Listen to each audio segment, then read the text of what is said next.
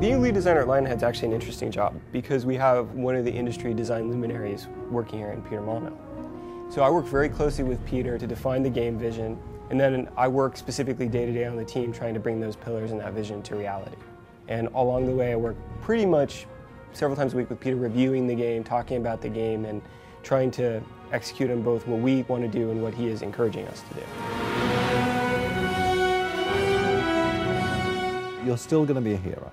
You're still going to have swords, you're still going to have guns, you're still going to have magic. But this time you're going to be leading a country as well as that. We're not going to make it easy for you though. There are going to be challenges in your rule. Like many of us have seen, the leaders that we elect in today's world often age badly in the first couple of weeks when they realise the enormity of the problem that they're taking on.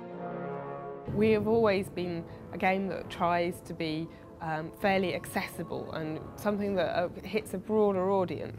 So with Fable 3, what we're doing is keeping that foremost on and thinking about building it. But those that are long-term Fable fans won't be disappointed. Everything that they've loved about the Fable franchise will still be there. A role-playing game is all about, this is me playing the role of a hero and a king or a queen. It's really about not getting rid of every element of an RPG, but certainly making it something that people who aren't interested in that side of things will still enjoy. New technology in Fable 3, I think the main thing for me is Simon nodding in the background. The tools are actually a bit slower at the moment, so I probably wouldn't want to talk about that. We've got a real issue with that. Move on. Obviously, with Fable 2, we had a stable code base to work from, so we've mostly been working on new cool things to go and put into the game. One of the things that people have come to expect from Fable is innovation. And in Fable 3, we've really pushed the boat out.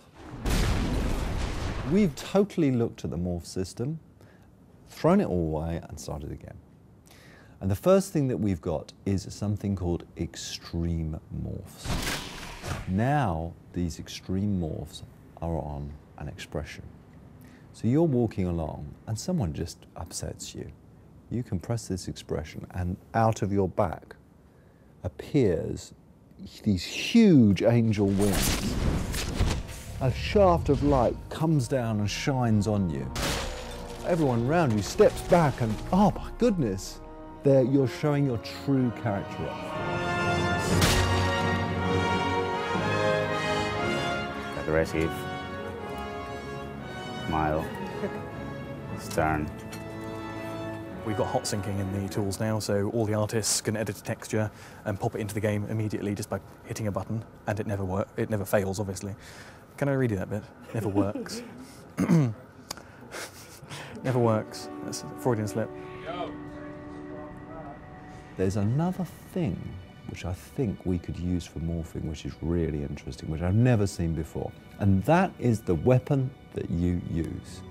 Why not have weapons change as you use them, that adapt themselves visually to your combat style and to your alignment? So imagine, how do you make the evil sword of ages?